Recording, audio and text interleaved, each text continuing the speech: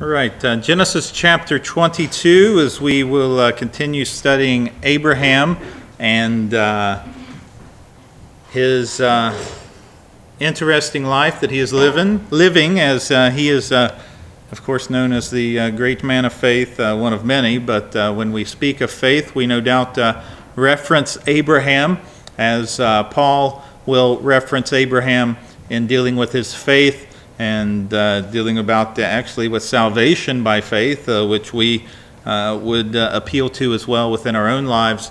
But Abraham, now faced with a difficult task. Well, he's had many difficult tasks in his life, but here's another one for him, and one that is actually unthinkable for us and for him, I would probably imagine. But we'll read the first couple of verses here in Genesis 22. And it came to pass after these things that God did tempt Abraham and said unto him, Abraham, and he said, Behold, here I am. And he said, Take now thy son, thine only son Isaac, whom thou lovest, and get thee into the land of Moriah, and offer him there for a burnt offering upon one of the mountains which I will tell thee of. Right, we'll stop there at the end of verse 2, and if you have comments or questions, please feel free to share them, even if you need to interrupt, because sometimes I don't stop when I should. So if you have anything to share, feel free to put it forward. Of course, here God comes to him, and this, of course, would be a more proper thought to be of him being tested, as opposed to the word tempting there, and what we often think of as tempting. When we think of tempting, we usually think of something inherently sinful, for starters, and often it will involve physical or sensual things within our own lives. That is not what God is doing here, and in subsequent translations you will find test or prove, or he's giving him a test here to see what he's going to do, which is quite interesting, because seeing as how he's God, he already knows what he's going to do. So it's quite interesting, but there it is for us. And as we've talked about this on a Sunday evening a few weeks ago, I believe, but many times in the past, God would come to Abraham and he would tell him very interesting, wonderful, amazing, unbelievable things, but they were all usually of a good thing, in the sense that you will be a great people that are blessed, you will have a son, on and on he went, usually with those two things being, but the blessing of Abraham and through Abraham for other people as well is a regular occurrence. When God comes to him, he tells him about Sodom and Gomorrah, and Abraham intercedes for them. And but now he comes to him once again, and he's got a test for him. And Abraham, of course, says, Here I am. And verse 2 is quite interesting. And he says, Take your son, your only son, Isaac, whom thou lovest, and get thee into the land of Moriah, offer him for a burnt offering, which of course we know. Well, you're not supposed to do that to people. What is God doing here? Well, he's testing him. We're not told what Abraham said, if anything, or if he just said, okay. If he might have, God, do you know exactly what you're doing there? We don't know if he was... what sort of interjections he might have had, if any, or if he just said, okay. But we never see Abraham waver at all within this passage. We don't see him waver. We see Abraham waver at other times previously, of course, over things that to me would seem to be less strenuous or taxing than what this is. I mean, other times they were maybe in a foreign land and they would lie and deceive to try and get protection from men. Here they have God saying, I want you to take your son and offering for a burnt offering, and he's like, sure, no problem, is how it comes across anyway.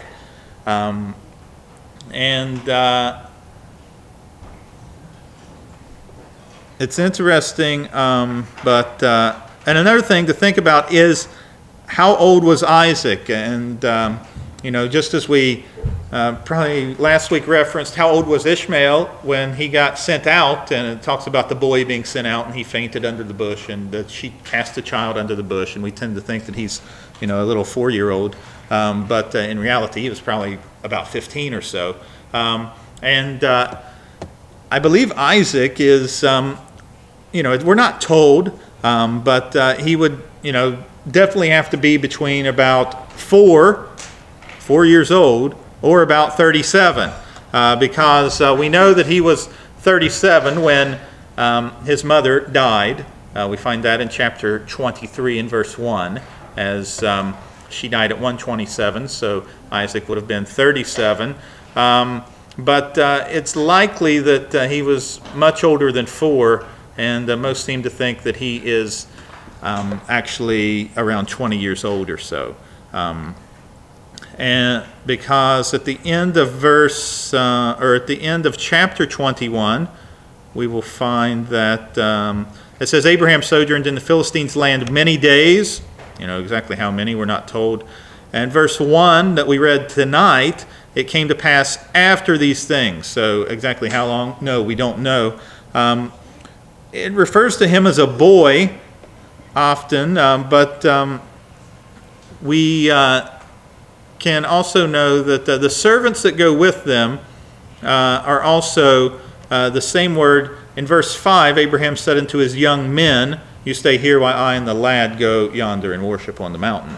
The same word is used for the young men that is used for Isaac in referencing the lad. So did he take 5-year-olds as servants along with him?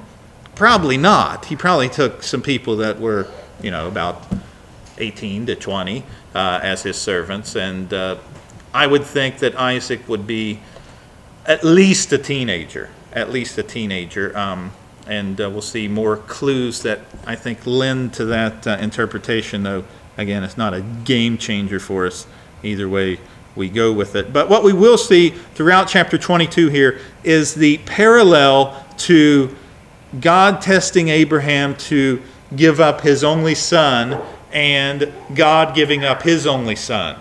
We'll see very close parallels there within this chapter. First and foremost, take now thy son, thine only son, the only begotten Son of God, whom thou lovest, no doubt there was love there, offer him for a burnt offering on one of the mountains which I will tell you. And we know that Christ is killed on a hill at the very least, and some would surmise that it's the same hill that they are on. Verse 3, Abraham rose up early in the morning, and he saddled his ass, took 2 of his young men with him, and Isaac his son, and clave the wood for the burnt offering, and rose up and went unto the place of which God had told him. Then on the 3rd day, parallel Christ rising on the 3rd day, Abraham lifted up his eyes and saw the place afar off. And Abraham said unto his young men, abide ye here with the ass, I and the lad, same word for young men, will go yonder and worship, and come again to you. He seems pretty sure of himself there. There's no wavering whatsoever. That he doesn't say, well, we're going to go over there and we're going to worship, and I'm coming back, and hopefully Isaac is as well. But he just says, we'll come back. We'll come again to you. I and the lad will go yonder and worship, and we will come again to you. It's going to happen. Why? How could he be so sure there? Well, some would point to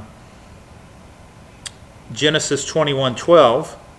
God said unto Abraham, let it not be grievous in thy sight because of the lad, speaking of Ishmael, because of thy bondwoman, Hagar, and all that Sarah has said unto thee, hearken unto her voice, for in Isaac shall thy seed be called. So many would point to the fact that he's claiming that this is going to happen. and it can't happen if he's dead. Some have thought that it's possible that Abraham was actually going to kill him, like he was told, but that he would be resurrected. We don't know that. We're not told that. But what we do know is that Abraham had faith that they were both going to come out of this. And, in other passages where we see Abraham maybe not doing things exactly like you think they ought to be done, going down to Egypt and, lying to the leaders, and or he wasn't really lying, he just didn't tell them the whole truth, I guess.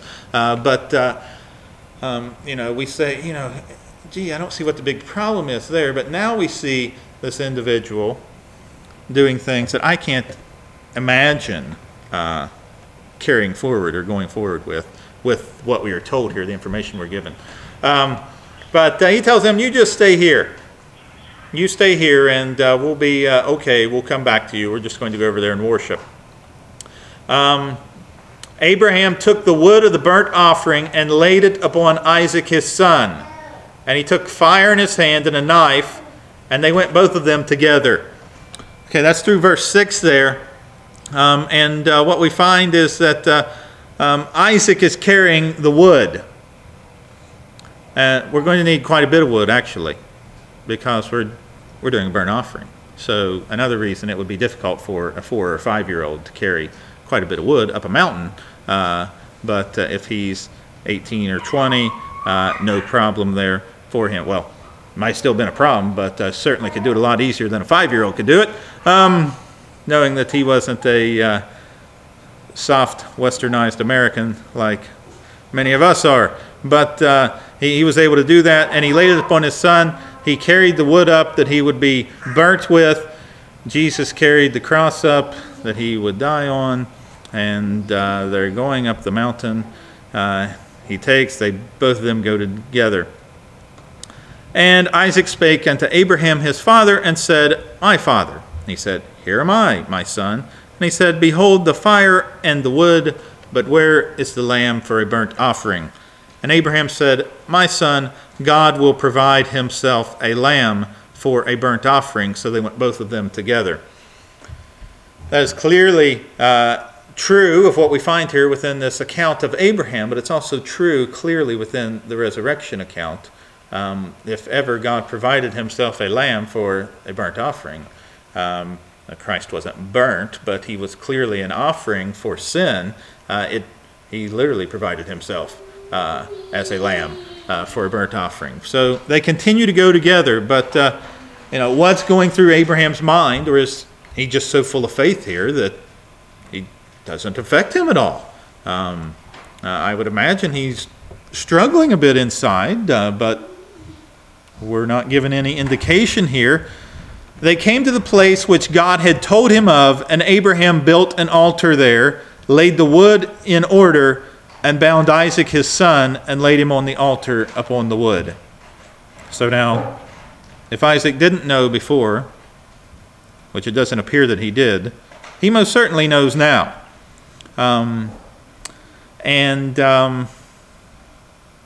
He builds an altar, he lays the wood there. And where this is, I referenced this may have been the same place where Christ was killed. There is what's called a Mount Moriah. Notice that at the very beginning here, this is the land of Moriah up on one of the mountains. The highest mountain in the land of the mountains of Moriah is a hill called Golgotha. Perhaps you've heard of that somewhere in the church. So they would surmise that it's logical that he would go to the highest mountain. It's not uncommon for even, that would be even as we look at the pagan ideas, not that this is pagan in any way, but they would try to reach their gods. They would go to the highest mountain. They built groves and all sorts of nasty things up there. As you read on into the Old Testament books, you'll find that they were always way up high. It's logical that Abraham would go to the highest hill here in the land of Moriah, which is Golgotha. Now there's a lot of dispute about that, so if you want to go telling that to other people, you'll need to preface it, but I mean, there's as good an argumentation for that as there is for the idea that there is this Mount Moriah where the Temple Mount was, and that's set in stone where Abraham took Isaac. You know, we're not told here exactly what occurred, but we do know the parallels between Christ's death and Isaac's near death here are less than coincidental. They're not coincidental at all. They are indefinitely purposeful by every aspect. But he stretches forth his hand in verse 10 to take the knife to slay his son. And then in verse 11, the angel of the Lord, and previous to this, we have many occurrences where this is likely a pre-incarnate version of Christ. And this is likely the same case here. He said, Abraham, Abraham, and he said, Here am I. He said, Lay not thy hand upon the lad, neither do thou anything unto him, for now I know that thou fearest God, seeing thou hast not withheld thy son, thine only son, from me. Another parallel that just comes to my mind is the idea that both Christ and Isaac are born by supernatural means. It's not possible. You know, virgins don't have babies. It just doesn't happen. 90-year-old women don't have babies. It just doesn't happen. And so they're both children that are supernatural, that are of faith, and that is a clear thing that Paul, I think, is making the case, I think, in Galatians 4, in dealing with the bondwoman's children, or the children of the faith, which are through Isaac and Sarah, because it was impossible for them to have children. It's by faith only. It's not by fleshly means, because what was a huge thing in the first century, and probably now today, though I'm not very well versed in it, in dealing with the Jewish people coming to faith, that we don't need Jesus. We have the bloodlines to prove that we are proper children. John chapter 8. You can read all about that as they argue with Jesus there. Well, we're not children. We're not Samaritans. We're not born of fornication. We are children of Abraham. And it says, if you're children of Abraham, you would know who I am, because Abraham spoke of me. And so children of the faith, both of them, Isaac and Jesus, another reference there to them both being of faith. And he says, don't lay your hand on him. I know you fear God, seeing you have not withheld him. And again, is this a test for Abraham? Is this, why did this occur? Is it for us? Clearly it is for us, but exactly what's going on there, it's not as if God didn't know what was going to happen. He knew what was going to happen.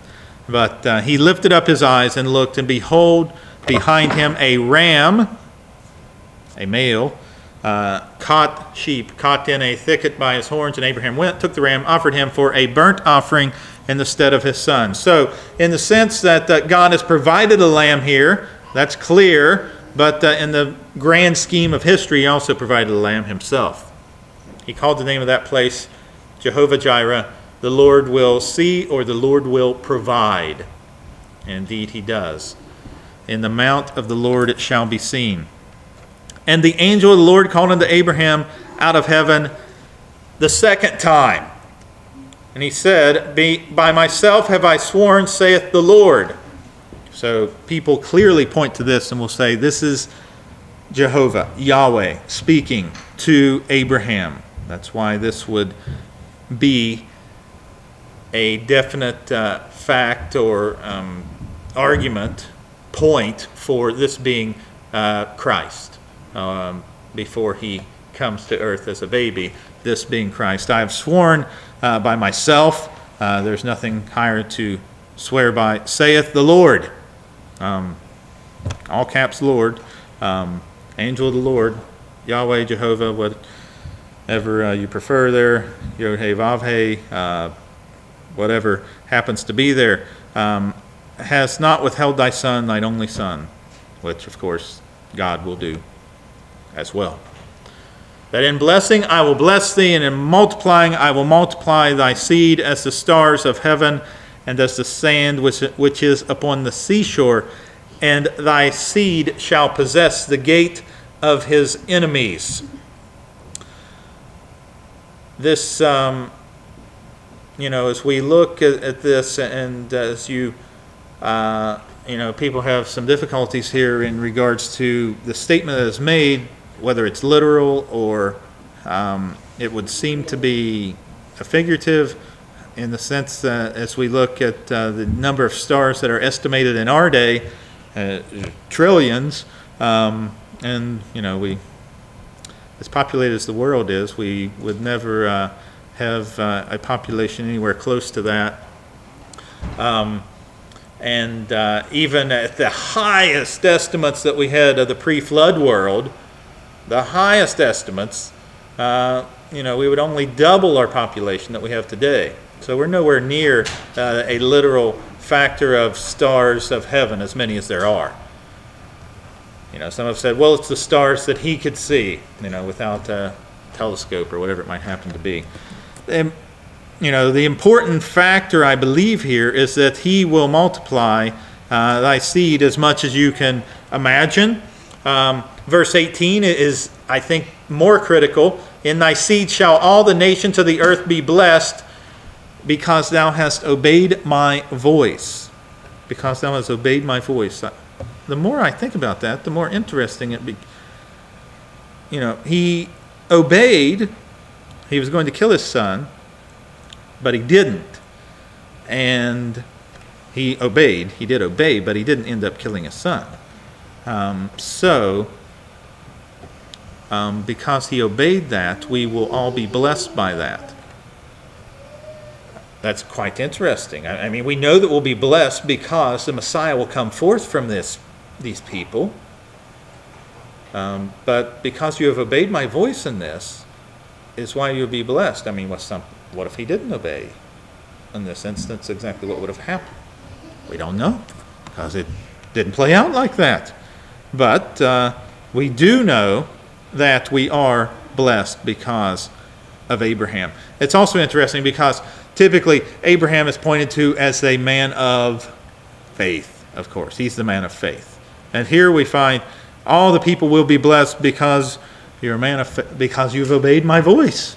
You've obeyed my voice. It's just like this old tension between James and Paul.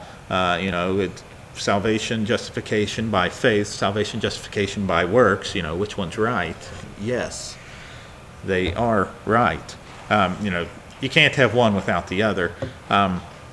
It's just the way it is. Now that's problematic for some people, but it's not problematic for God because He wrote it down for us. They've got to go hand in hand there, and it's clear that we find this, and it's quite interesting that this is stated about the individual or prophesied over, however you want to frame it there, over the man that is the man of faith.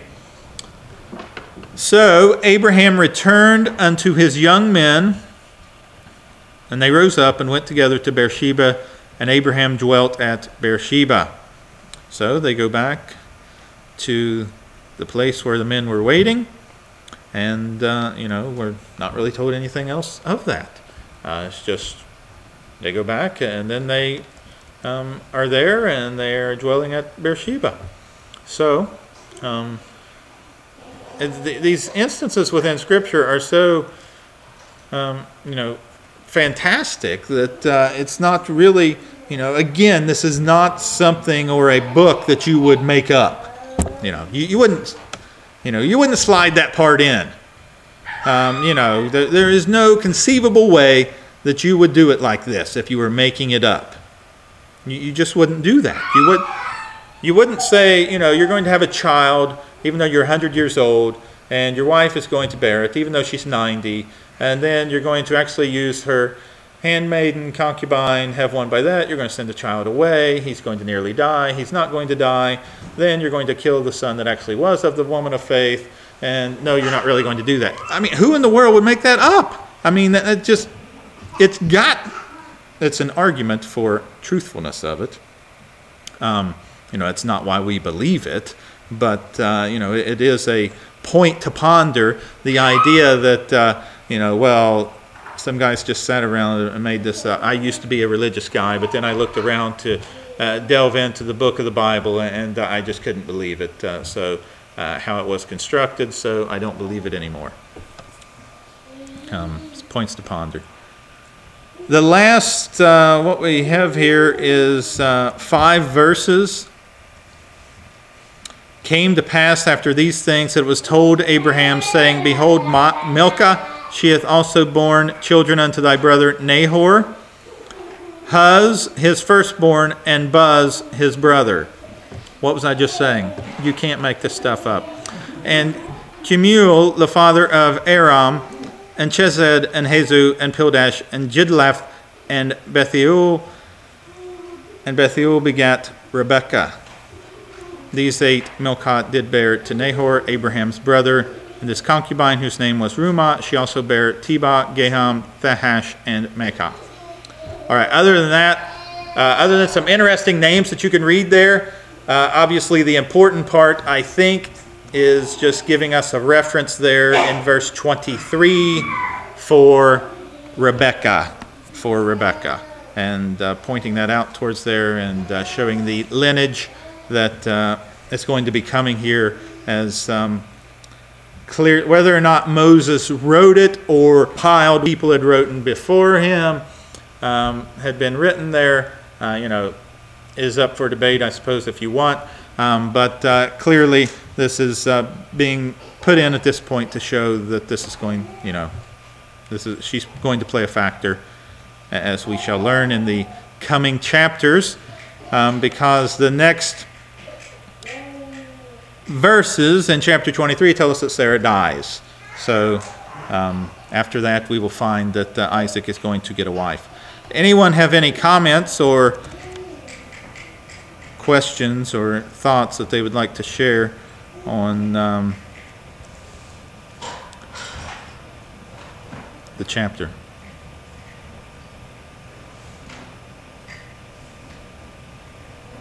I think Isaac must have been truly committed. Yes. Clearly they were very committed, which last week we referenced. They finally have this child of faith, the one that's impossible to have. They finally have him, and it's very, very likely, and this is a testament to that, I think, that they invested time into raising that child as you should. They were very committed, and they brought him up in the way that was proper. It's not that... it's very unlikely that way back here in the beginning of the chapter,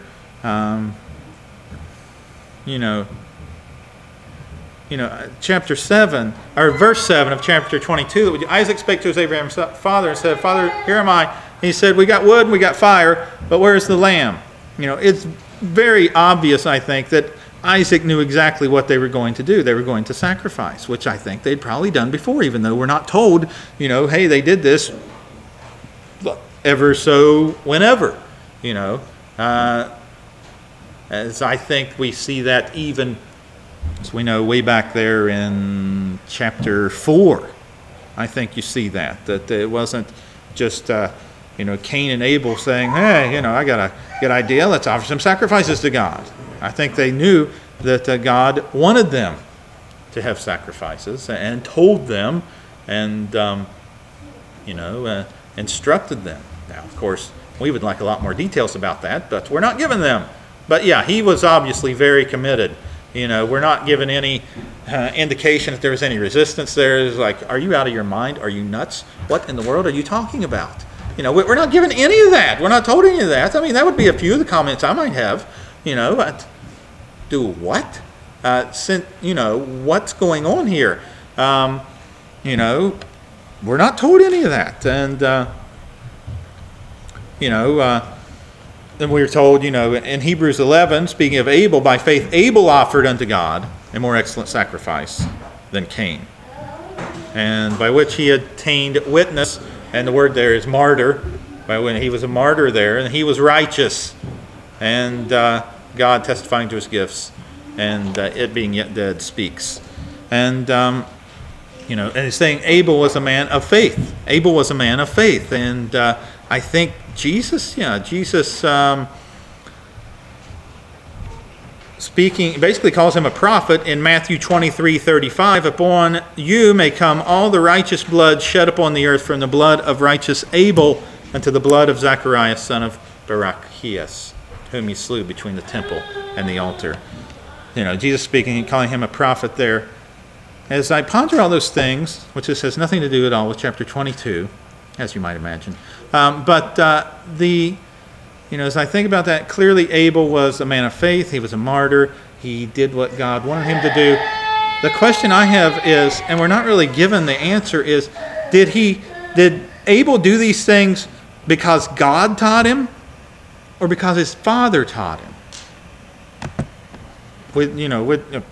That's not something I'm going to find out, unless you got some secret knowledge that you want to reveal. We're not told that.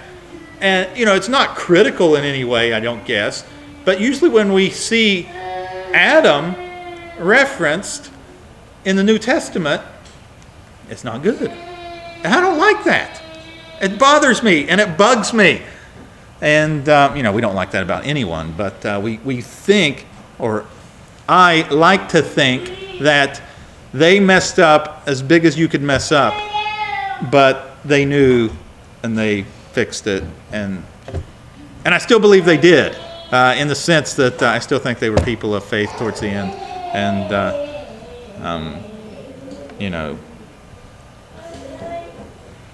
that's why they were given. That's not why, but they were given another son to replace Abel. Of course, many more after that. But clearly, when we're speaking of something bad, we go back to Adam, and the first one mentioned as a prophet, and by faith is Abel. So, they were clearly committed. We talk about being committed in our day and things that you need to be. You got to be committed. You got to be more committed. You got to do this. We talk about being committed. We're talking about, hey, you really ought to come to church once in a while. I mean, these people are talking about committed. They're talking about dying. They're talking about killing each other. I mean, because God told them to. Even in our day, being committed and being killed for your faith is incredible sacrifice that most people never have to endure, and some people would shrink from.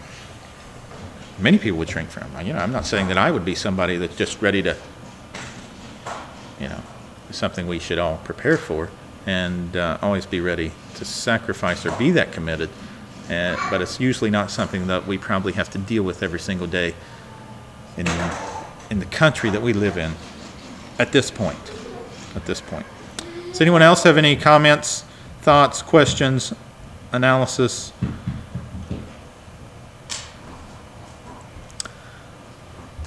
All right, we'll go ahead and close with a word of prayer here. Dear Father, we thank you for this day and for each one that is here. We thank you for an opportunity to come together and to be able to look at your word, to sing praises to you, to pray to you, to have your Spirit guide us. And we pray that you would be with us as we go from here, that you would watch over us, protect us, and guide us, that you would help us to lead lives that are glorifying to you, and that we would be committed to what you have called us to. And we ask this in Jesus' name.